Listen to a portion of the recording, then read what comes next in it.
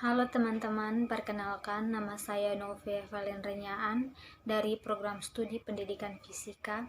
Di sini saya akan mempresentasikan makalah sejarah fisika dengan judul Sumbangan Cina dan India terhadap Perkembangan Fisika.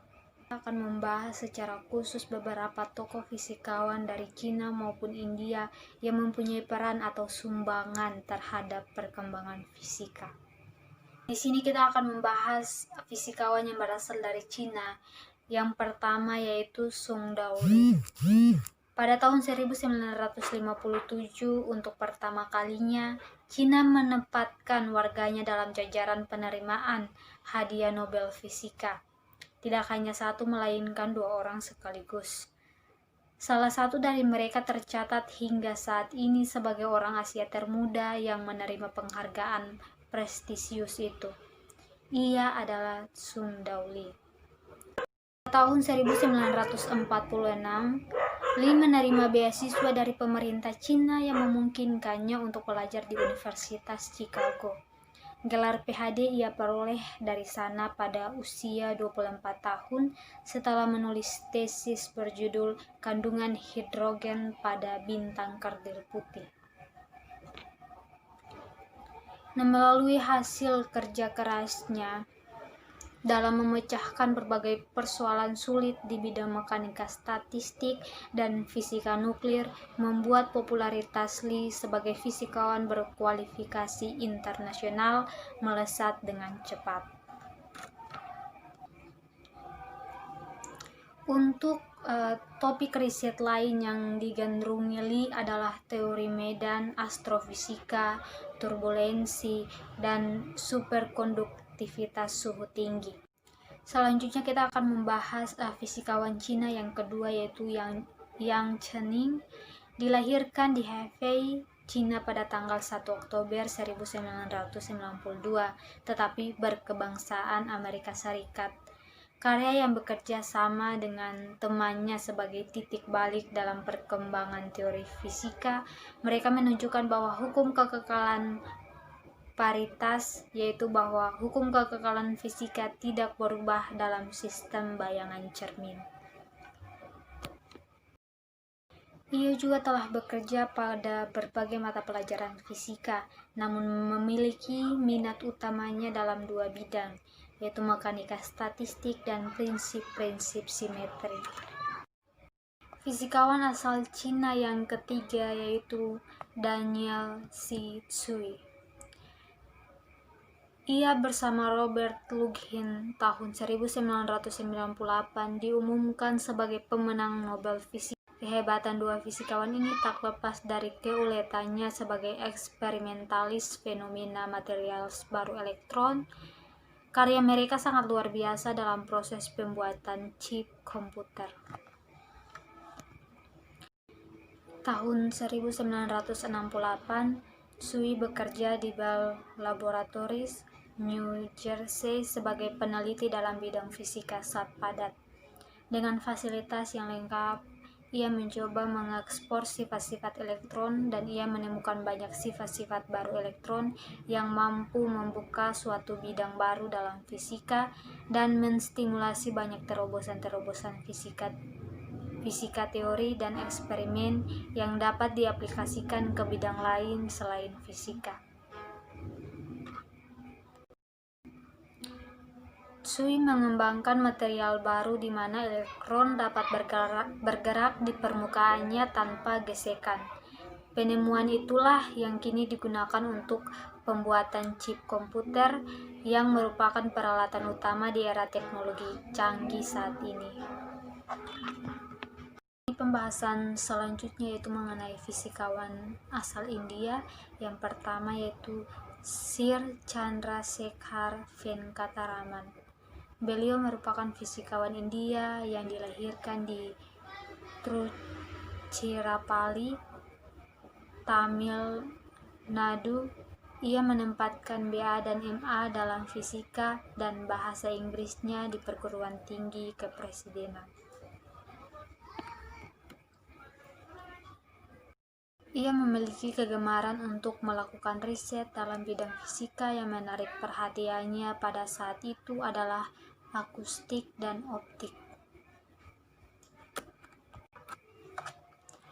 Pada saat itu, Raman membangun pusat penelitian sains di Kalkuta. Hasilnya terciptalah sederetan kontribusi dalam bidang getaran dan bunyi. Konsep getaran alat-alat musik, difraksi cahaya oleh gelombang akustik, baik yang ultrasonik maupun hipersonik.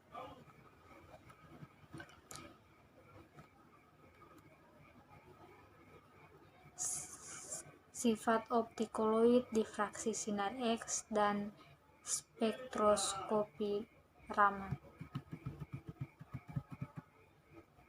Pada tahun 1925, setelah penemuan efek Compton untuk sinar X, Heisenberg memprediksi adanya efek yang sama untuk cahaya tampak.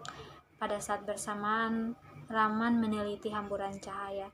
Ternyata mendapatkan kesimpulan yang sama dengan apa yang diprediksi oleh Heisenberg, yaitu memperoleh bahwa ketika cahaya monokromatik diarahkan pada suatu kristal, sebagian cahaya itu akan terhambur. Energi sinar yang terhambur ini lebih kecil dari energi semula. Penyebab perubahan ini adalah karena sebagian energi sinar itu dipakai untuk mengubah energi vibrasi molekul-molekul kristal.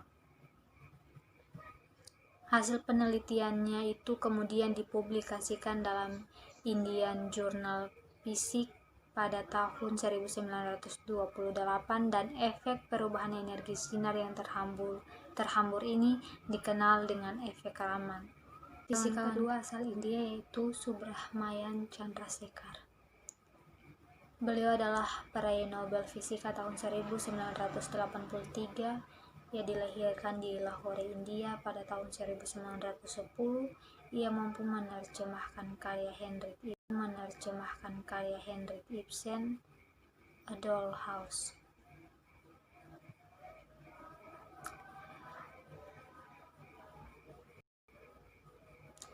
Chandra mencoba menggabungkan pengetahuan tentang bintang bajang putih dengan teori relativistik spesial.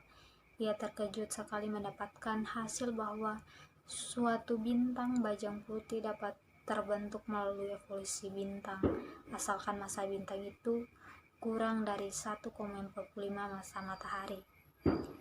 Jika bintang terlalu berat, maka gaya tolak akibat larangan Pauli tidak mampu menahan gaya gravitasi bintang. Akibat bintang akan kolaps menjadi bintang neutron atau bahkan menjadi lubang hitam.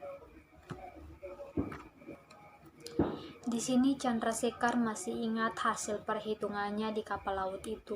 Ia mencoba menghitung ulang dan mendiskusikannya dengan para fisikawan di Cambridge. Ternyata ia mendapatkan hasil yang sama, bahwa ada batas atas massa bintang agar dapat berevolusi menjadi bintang bajang putih. Batas atas ini kemudian terkenal dengan nama Chandrasekhar Limit. Fisikawan ketiga asal India yaitu Satyendra Nath Bose. Beliau adalah seorang ahli matematika fisika yang berasal dari India. Bose menulis artikel yang menurunkan prinsip quantum Planck tanpa referensi pada fisika klasik dan hanya menggunakan cara-cara baru. Bose terkenal karena kolaborasinya dengan Einstein dalam mengembangkan teori kualitas radiasi elektromagnetik. Selain itu, ada pula hasil penelitiannya dalam bidang kuantum mekanik berupa statistik Bose-Einstein dan teori kondensat Bose-Einstein.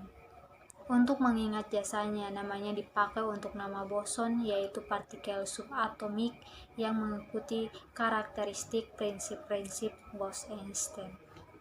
Demikian video presentasi materi sumbangan Cina dan India terhadap perkembangan fisika.